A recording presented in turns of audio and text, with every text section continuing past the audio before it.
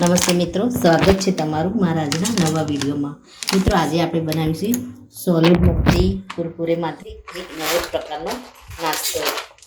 આપણને કોઈ વખતે ટાઈમ વગરની ભૂખ લાગી જાય તો નાની મોટી ભૂખને શાંત કરે એવો સરસ મજાનો આપણે આમાંથી નાસ્તો બનાવીશું. તો પેકેટમાંથી આપણે કુરકુરે બહાર લઈ લઈશું અને બનાવવાની શરૂઆત કરીશું. મિત્રો, આપણે વઘારવાની શરૂઆત કરીએ. સૌ પહેલાં તો આપણે થોડું તેલ લઈ લઈશું. એમાં આપણે ડુંગળી એડ કરી દઈશું, ઝીણી સમારેલી.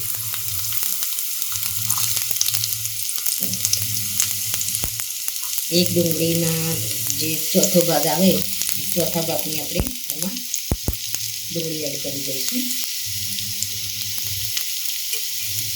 થોડા આપણે લીલા મરચાં ઝીણા સમારીને લીધા છે એને આપણે એડ કરી દઈશું.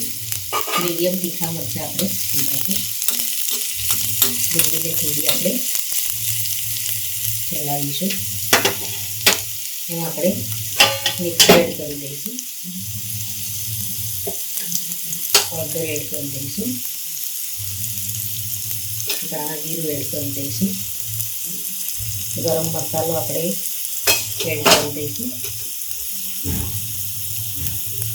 થોડું આપણે કાશ્મીરી લાલ મરચું એડ કરી દઈશું.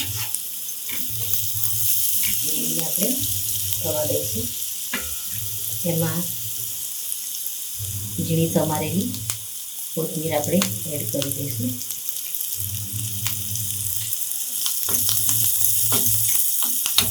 બધા મસાલાને આપણે સારી રીતે કૂક થવા દઈશું.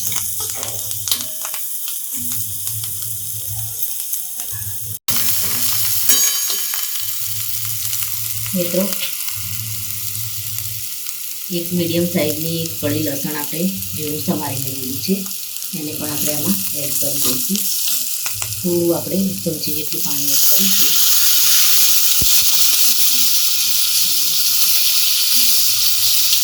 ડુંગળી અને મસાલાને સારી રીતે આપણે થોડા કૂક થવા દઈશું. હવે આપણે એમાં 1 ચમચી જેટલી મલાઈ એડ કરી દઈશું. ફ્રેશ મલાઈનો આપણે આમાં ઉપયોગ કરીશું.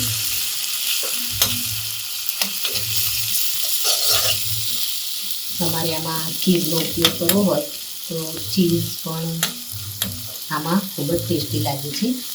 મિત્રો, બાળકોને હવે વેકેશન પૂરું થાય એટલે ફટાફટ બની જતો નાસ્તો તમે એને આ રીતે બનાવી અને આપી શકો છો. ખાવામાં ખૂબ જ ટેસ્ટી લાગે છે. થોડું આપણે 1 ચમચી જેટલું પાણી એડ કરીશું.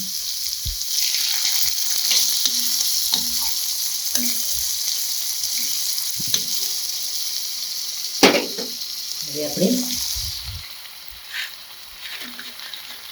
સોલિડ મગથી જે કુરકુરે આવે છે એને આપણે આની અંદર એડ કરી દઈશું. જેથી આપણે એકદમ ધીમો કરી દઈશું. થોડું આપણે પનીર એડ કરી દઈશું, ઝીણું એકદમ.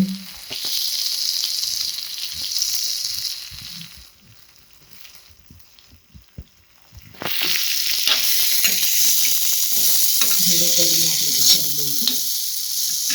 થોડી વાર માટે આપણે આને ચલાવીશું. 1 ચમચી જેટલું આપણે પાણી એડ કરીશું, જેથી મસાલા અને પનીર સારી રીતે થઈ જાય.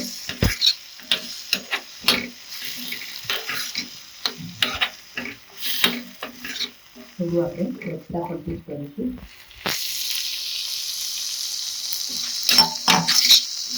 મિત્રો, તમે જોઈ શકો છો સરસ એવો નાસ્તો બની અને રેડી થઈ ગયો છે. ગેસને આપણે હવે બંધ કરી દઈશું. ઉપરથી કોથમીર આપણે થોડી સમારેલી એડ કરી અને સર્વિંગ બાઉલમાં લઈને સર્વ કરી દઈશું. મિત્રો, રેડી છે સોલિડ મસ્તી પાસ્તામાંથી બનેલો એક નવો જ નાસ્તો. મિત્રો આ રીતે ઘરે તમે જરૂરથી બનાવો, એકદમ ઇઝીલી અને ઓછા ટાઈમમાં અને એકદમ ઓછા ઇન્ગ્રીડિયન્ટ સાથે રેડી થાય છે અને બાળકોને અને મોટાઓને સૌને ખાવામાં ખૂબ જ સારો લાગે એવું. તો મિત્રો આ સાથે મારો વિડીયો પૂરો થાય છે. જો મારો આ વિડીયો તમને ગમ્યો હોય તો લાઈક, શેર અને સબસ્ક્રાઈબ કરવાનું ભૂલશો નહીં અને કમેન્ટમાં જરૂરથી લખો કે મારી આ રેસીપી તમને કેવી લાગી. ફરી મળીએ નવા વિડીયો સાથે. ત્યાં સુધી આવજો. Thank you.